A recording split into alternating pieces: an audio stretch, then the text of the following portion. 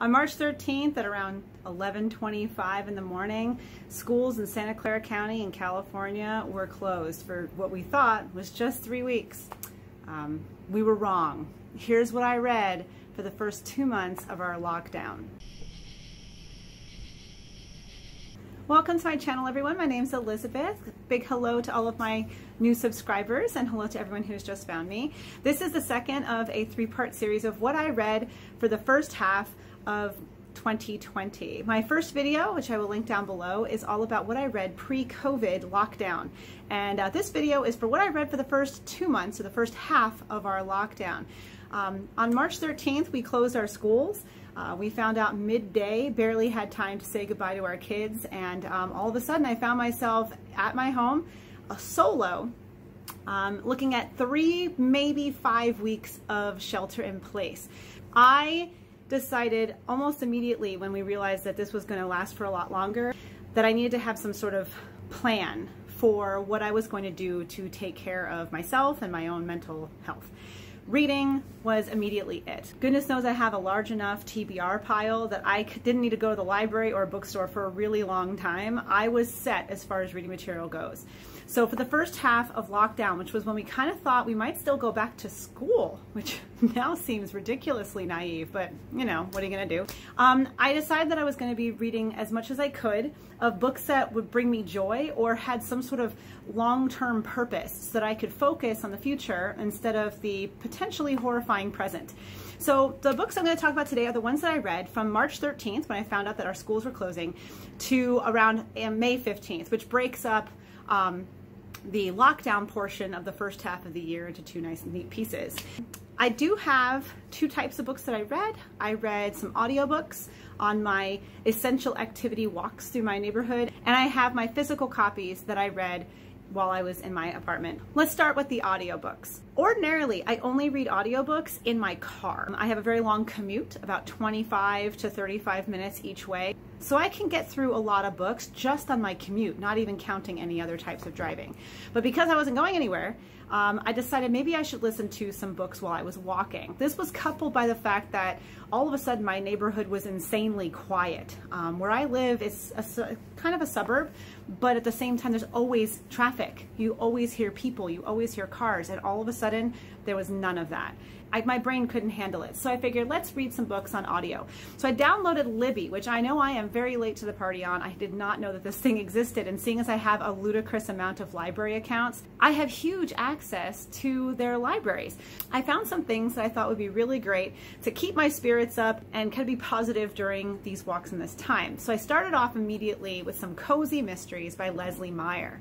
If you're not familiar with cozy mysteries, these are mysteries that don't usually involve gore, or insane amounts of violence. Usually someone dies. I mean, let's be honest, that's kind of how most of these are. No one's really investigating a burglary. Usually the reader can solve the murder on their own. There's nothing that's like, haha, we told you about all these facts, but it turns out it's some character you never heard of. That's pretty rare. I had picked up a previous book by her called The Candy Corn Murder, which already is kind of like, how cute is that? It actually wasn't. The person got murdered. But it kind of puts you in this frame of mind of you're going to be just involved in this story, similar to like Murder, She Wrote on TV, where you can just kind of drop into this world for a little bit, solve a mystery or two, and kind of move on with your day. So the one I picked up first was The Easter Bunny Murder, which was apropos because this was right around Easter time-ish. It felt a little festive. All of her books, by the way, are somehow holiday themed, although she has thrown in a couple of random ones. They're all based on a character called Leslie Stone, who is a local reporter at her neighborhood Penny Saver, and she reports on local events that happen in her town of Tinkers Cove, Maine. She has a family, her husband, her daughter, her son-in-law, their kid, and all of her friends and family that are recurring characters in these stories, although some outsiders obviously come in, otherwise there'd be no one left.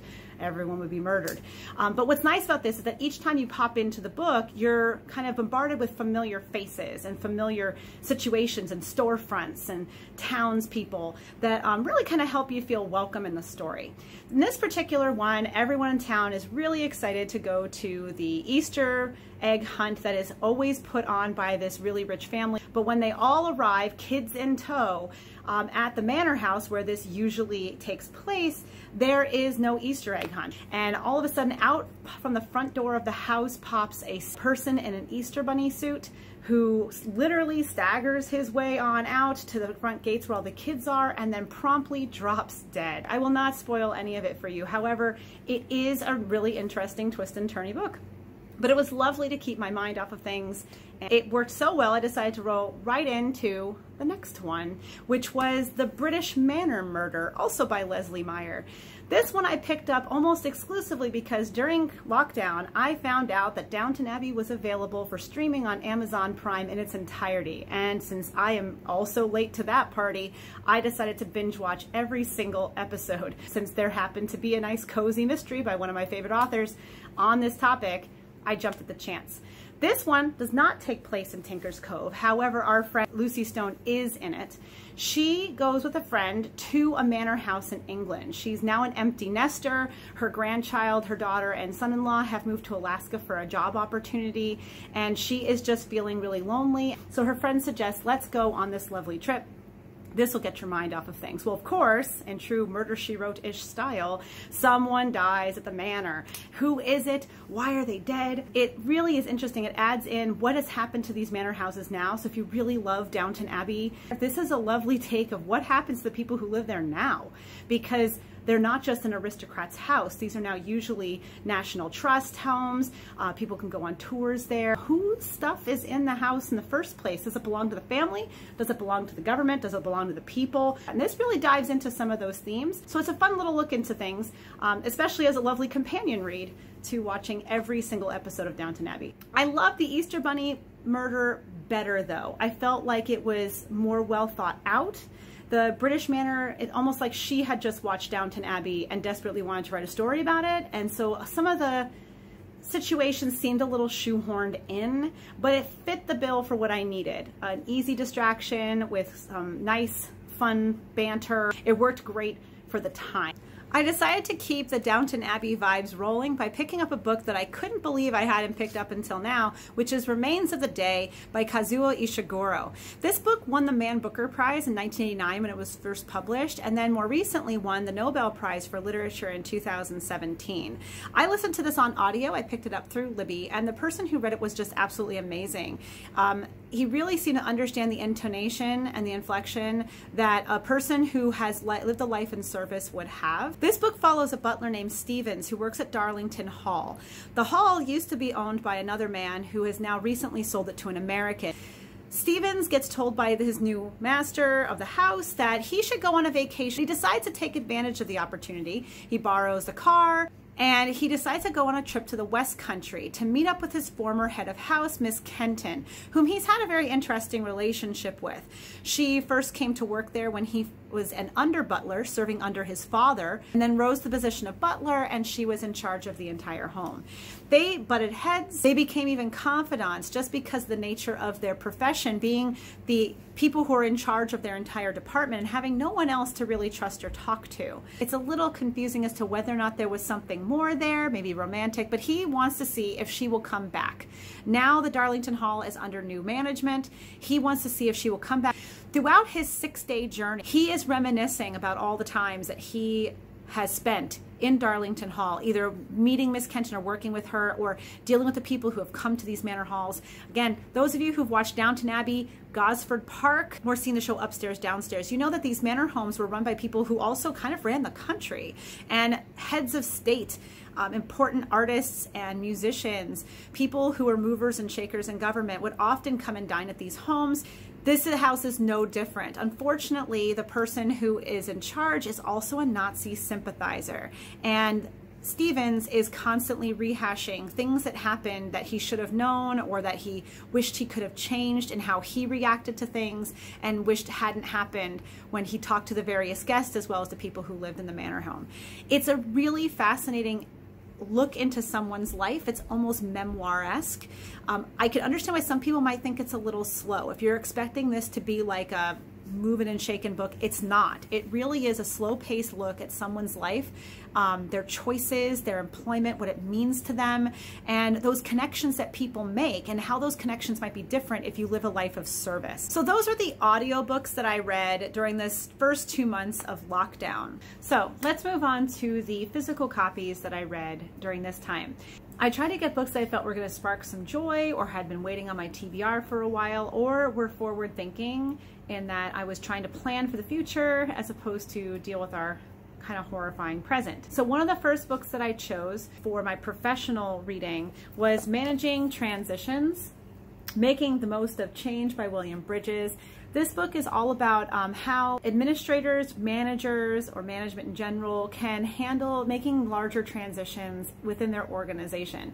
I read this for my administrative credential program. It's talking about how when there is a big change, even if everyone in your organization agrees that it's a good change and is on board, it still has to have a bunch of stages of a transition. You can't just say, great, we all agree, let's move, because people don't realize the mourning period that goes into understanding the loss of what they had. Even if they're happy about the transition, you still need to honor what happened before. Is this fun, light reading for the casual afternoon? Absolutely not.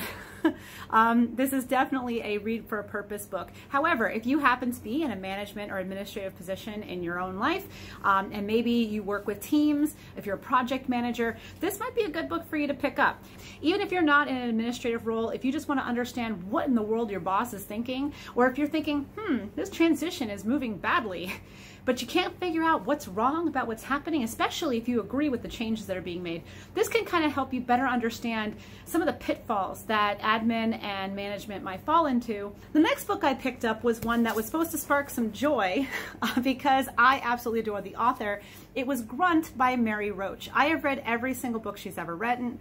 I absolutely adore her writing style. I love how conversational it is. I love how she adds a lot of humor. She comes to every book like the reporter that she is. She tries to talk to as many different people, as many different levels as possible, and she comes in with a really open mind. She's very non-judgmental about whatever anyone happens to be telling her. She listens to their story and hears their point of view and translates it in a way that doesn't come off as judgy at all, which is kind of important, especially with some really touchy topics. Grunt is no different. She tackles the science and innovation used in militaries around the world, mainly the United States military, because that's what she's going to have the most access to. I wasn't sure what I was going to get out of this, as I'm not really a military historian or even remotely interested. But it was really fascinating. She looks at some things that we wouldn't ordinarily look at. She's interviewed people from DARPA. She's interviewed people on the ground in Afghanistan. She talked to vets after they've come home from various conflicts, and doctors and people who innovate or work on those soldiers. Some of the interesting things she brings up are how they come up with different types of clothing, why the clothing is so darn expensive, how much work goes into figuring out the exact type of camouflage for each situation, what type of fabric everything needs to be made out of, why socks are incredibly important to soldiers. She also discusses some of the things that are a bit taboo to speak about. There are many, many soldiers who come back maimed in ways that they did not expect, and is definitely going to impact their future, whether they stay in the military or not. She talks to the doctors and some very brave vets who not only went through an insanely traumatic event in their lives, but are now willing to talk to a reporter who will then publish her findings in a book about what they've gone through when they come back and realize that they can no longer have children, or perform sexually with their partners, or feel like they're a whole person again for lots of reasons. It was definitely a harder read than I expected. The people who she talks to are very open and honest about their experiences in the military, whether it's on the innovation side, on the fighting side, or the aftermath side. Pick it up. I think it's an important read, especially if you don't know a lot about the military like me. I really feel like I've gotten a better view, and not just of the upper echelons workings or the budgetary workings. I got the foot soldier perspective. The next book I picked up was the second book in the Winter House series, and this is The Secrets of Winter House by Ben Gutterson, and the illustrations are by Chloe Bristol. Her illustrations are just super sweet. This is a middle grade fiction book. It's rather chunky, and it's the second in the series. Here's the first book. I do not have the third book yet. I'm waiting for it to come out in softcover. This book follows Elizabeth and Freddie. They are two friends who spend their winter vacations at the Winter House Hotel, which is kind of like a large residential old school kind of hotel. It's a place where people can come and stay. You can go and have like these lavish meals. There's lectures and interesting things to do in the wintertime, like skiing and snowshoeing, and there's ice skating. There's a giant puzzle that's going on in the front lobby. There's interesting art everywhere. There's a giant library in this place. It's a place where people for back in the day used to be able to go on vacation for like a month at a time and go on holiday and go and live residentially in a hotel. That's essentially this place. In the first book, we get to meet Elizabeth, who then meets Freddie when she comes to the hotel. And now this is her second winter being spent at the hotel. There's a lot of mystery surrounding the place and the family that runs it. It's really intriguing. There is some actual danger in here. There is a point where you're like, ooh, this is a lot for middle grade fiction, but the mystery itself is really engaging. I can't put these books down. Honestly, I picked it up because I judge books by their cover, and I love the art style. The art style continues into the book where there are some interstitial pages where the artist does some more work, but they really add to the air and the look of the book. I cannot wait for the third book. I think these are amazing. I was really bummed when I found that it was only going to be a trilogy, but it's a really engaging story. And if you enjoy puzzles or wordplay, that is very prominent in this book. At the beginning of every chapter in both books, and I would imagine this would continue in the third book as well, there's always some sort of wordplay going on with the title of the chapter. And it's really engaging because it feels like you can also play the games with Freddie and Elizabeth. The next book I read was a book called How Proust Can Change Your Life by Alain de Botton. This book is essentially a love letter to Marcel Proust, who is famous for writing his extremely long In Search of Lost Time. And I joke because I spent an incredibly long time reading the entirety of In Search of Lost Time. It took me and my book club about 2.5 years to read, and I hope to do a video about it, especially for people who are like, why would you read it? How did you read it? What was the point? But I'm glad I did it. It was a project book. This book I do not recommend reading if you haven't actually read In Search of Lost Time. While it is a bit of a biography of Proust, he makes a lot of reference to things that happen in Search of Lost Time, and not just, oh, do you remember that character? It's, hey, do you remember this scene?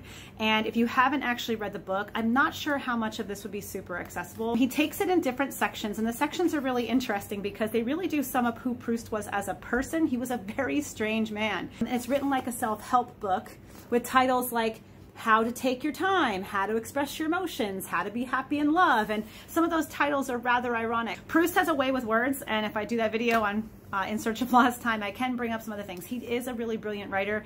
I just don't think everyone needs to read his book. But this one is interesting. If you have read Proust, even just one of the 7 volumes, I think that you would get something out of this. Otherwise, I think you should wait until you read Proust. The next books I'm going to talk about are ones that I read during this time that were specifically for my monthly book club. Each month we deal with classics, books that are at least 40 years old, and we try to read as diversely as possible while also hitting books that we all kind of wish we had read or maybe claim to have read when we were in high school, which is the case of 2 of the books. The first of those is Great Expectations by Charles Dickens. This one is one that I am sure I was supposed to have read at least a little bit in high school, but chose to completely ignore and or read the Cliff's Notes to. But I'm really glad I picked it up now. I don't think I would have found it as funny if I had read it in high school. And having read it as a grown-up, I was really surprised at the humor that was in this book that I remember being kind of serious. I don't know how much of this book had been intended to be funny or humorous, or if it's just me with a modern view looking back. This book follows a character named Pip who starts off with as a boy. He meets up with a escaped convict from one of the prison ships. There's a strange exchange there as he helps the man to escape, but alas, the man does not escape, and Pip is always thinking about this in the back of his head. It's at this point that he meets the famous Miss Havisham, which for some reason is always depicted in films and TV shows and things as a decrepit old spinster, but she was probably only about 30 when the book takes place, but back then that would have been considered spinsterhood. She was jilted at the altar and refuses to take off her wedding dress.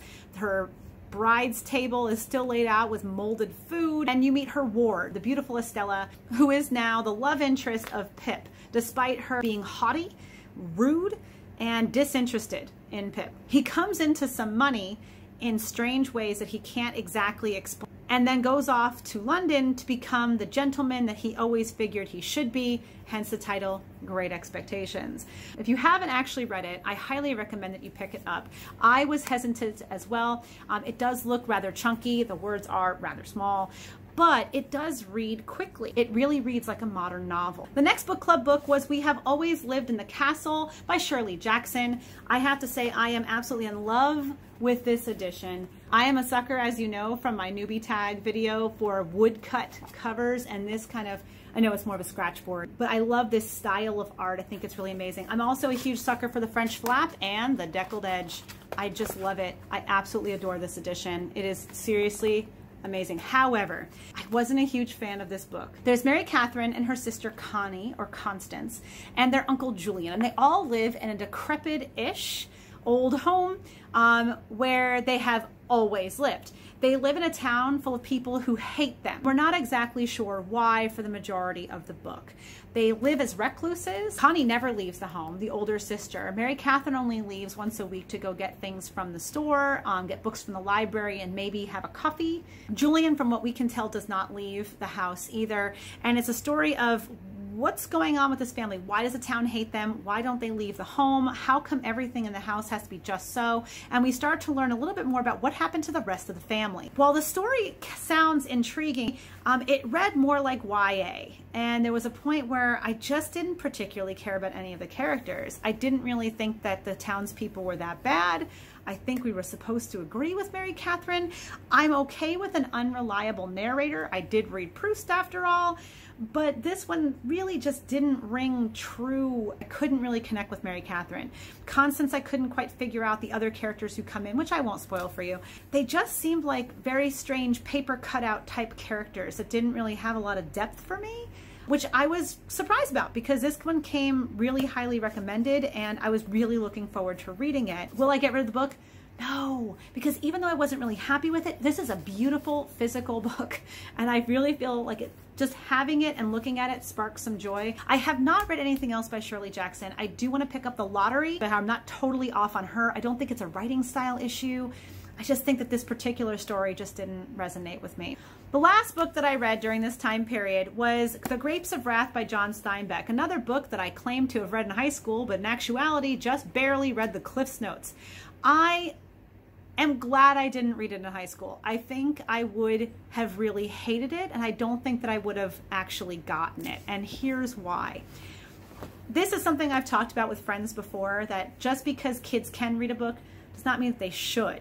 I think you need to have a really firm foundation in not only the history of the country at the time, but also have some life experience before you tackle a book that is all about history and life experience.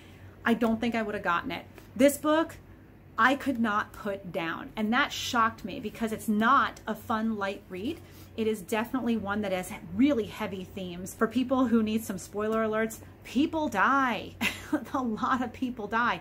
This book takes place during the Dust Bowl in the early part of the 1900s and deals with the sudden migration of most of the Midwest to the West Coast to find work because not only was their ground considered untenable for growing, but large factory farms were coming in and buying up the land from the banks. And this is when people started to have a real distrust of banks as an institution. It was no longer about man versus nature, it was about man versus the bank as an entity, this amorphous thing that was always there ready to take over your life. And it follows specifically the Joad family and several hangers-on as they travel from Oklahoma all the way out west to around the Central Valley of California. They were lured there by flyers that told people that there'd be tons and tons of jobs for them, and that was absolutely not the case. By the time the Joad family is able to leave their farm, make the very perilous journey all the way across half of our nation, there are no jobs to be had. What jobs are there are being undercut with prices. Some of the factory farms have come together as conglomerates and are price fixing the labor, and they're undercutting private farms and then cutting the private farms out of the alliances if they decide to pay better wages. So Private farms, which are more likely to pay better, can't because they can't not get the aid from the alliances. Throughout the book, you follow the Joad family specifically, but in between the chapters of the Joad family experience are these interstitial chapters, which are just a snapshot of what's happening as a society or in the region. You learn about what it's like to go and buy a car during this time while you're trying to hawk all of your worldly goods and you still can't afford the vehicle that you need. There are whole sections about what happens when people on the road start to meet each other, and the interesting ways that societies are formed and neighbors are formed and community is formed while these people are traveling for such huge distances on the roads. I could not put this book down. If you avoided this in high school like I did, I highly recommend you pick it up. I did not want to read anything by Steinbeck because of my experiences reading it in middle school and high school and just hating it. And I think I hated it because I didn't have any life experience and I didn't really understand the history of what was happening at the time. I think it's a really important read, especially now as we're looking at people losing jobs en masse because of COVID. I think it's an important read to see how do people handle it so that we don't make the mistakes of the past. And I think that Steinbeck would definitely approve of this as a COVID read. So that's what I read for the first half of the lockdown part of 2020. So my next video will talk about May 15th through June 30th. So please check in for that. I hope you enjoyed seeing what I read. If you've read any of the books that I've listed, please tell me what you thought. I hope you subscribe. I guess you're supposed to also like the video too. I'm still very new to this. But again, I appreciate every single one of you who's come and taken a look at any of my videos, and all of you who have subscribed. Thank you so much. I appreciate all of you, and I will see you in the next video.